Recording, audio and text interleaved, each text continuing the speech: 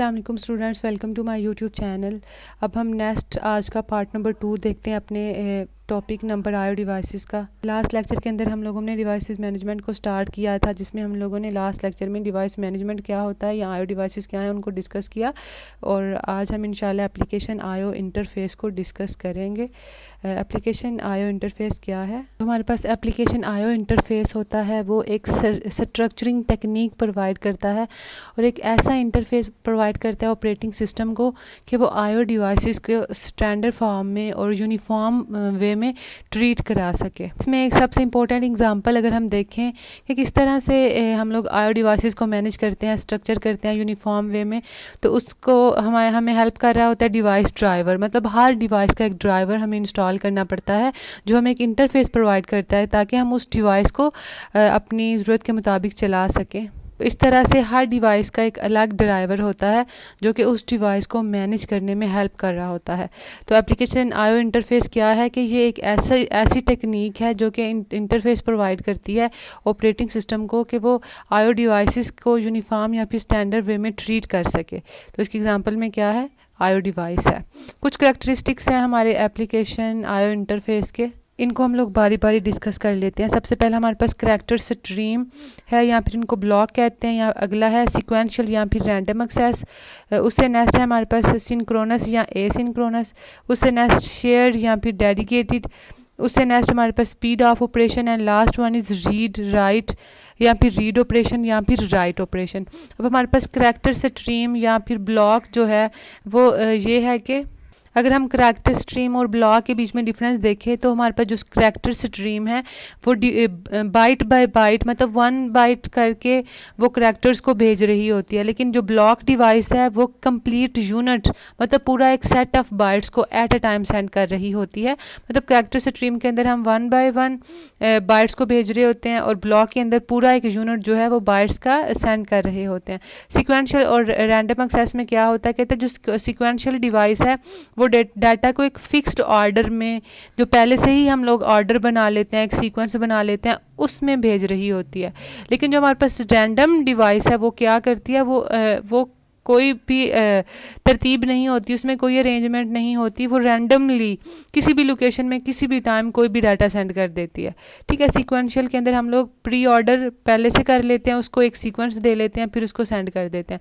Random access में हम लोग किसी को किसी भी टाइम अपनी ज़रूरत के मुताबिक एक्सेस कर सकते हैं। उससे नेक्स्ट हमारा सिंक्रोनस और एसिंक्रोनस है। जो हमारे पास सिंक्रोनस डिवाइसेस हैं वो डाटा को ट्रांसफ़र, सिंक्रोनस के अंदर जब हम कोई डाटा सेंड कर रहे होते हैं तो उस टाइम हमें उसके रिस्पॉन्स टाइम का पता होता है, एडवांस में पता होता है। लेकिन एसिंक्रोनस के अंदर हम जो डिवाइस यूज़ करके डाटा सेंड कर रहे होते हैं हमें उसके टाइम रिस्पॉन्स का बिल्कुल पता नहीं होता और वो टाइम रिस्पॉन्स इरेगुलर होता है। मतलब सिंक्रोनस के अंदर टाइम रिस्पॉन्स पता होता है, वो रेगुलर होता है। एसिंक्रोनस के अंदर टाइम रिस्पॉन्स नहीं पता होता और वो इरेगुलर होता है, अनप्रिडिक्टेबल होता है। उससे नेक्स्ट हमारा शेयरेबल और डेडिकेटेड है। जो शेयरेबल डिवाइसेस होती हैं वो at a time concurrently several process को शेयर के बीच में शेयर हो रही होती हैं या मुख्तलिफ थ्रेड्स के बीच में शेयर होती हैं और ये डेडिकेटेड डिवाइसेस के तौर पे यूज़ नहीं की जाती हैं। ठीक है, मुख्तलिफ डिवाइसेस में ये शेयर हो रही हैं। लेकिन जो हमारे पास डेडिकेटेड डिवाइसेस होती हैं वो जस्ट 2 डिवाइसेस के बीच में लिंक बना दिया जाता है, वो सिर्फ आपस में ही कम्युनिकेट कर सकती हैं, इसके अलावा वो मुख्तलिफ प्रोसेस में डिवाइड नहीं हो सकती। तो शेयरेबल में क्या था कि मुख्तलिफ डिवाइसेस जो हैं वो कंकरेंटली सेवरल प्रोसेस के लिए शेयरेबल होती हैं, लेकिन डेडिकेटेड में ऐसा नहीं होता है। डेडिकेटेड में just 2 devices he at a time आपस में शेयरिंग कर सकते हैं, इसके अलावा और कोई नहीं।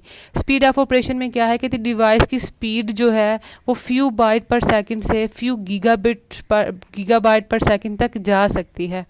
ठीक है। उसके बाद रीड राइट ऑपरेशन है या सिर्फ रीड या फिर राइट ऑपरेशन है। कुछ डिवाइसेस होती हैं जिनको दोनों को इनपुट भी चाहिए होता है और आउटपुट भी चाहिए होता है एट अ टाइम, लेकिन कुछ ऐसी होती हैं जो सिर्फ इनपुट लेती हैं या फिर आउटपुट लेती हैं।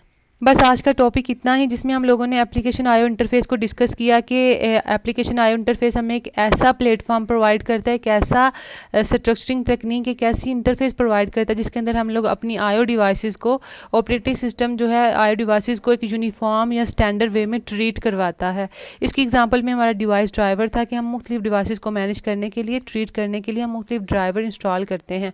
इसके कुछ करैक्टरिस्टिक्स हैं कि कभी कभी हम लोग करैक्टर बाय करैक्टर भेजते हैं डिवाइसेस को डाटा, कभी कभी हम यूनिट एक पूरा ब्लॉक भेजते हैं।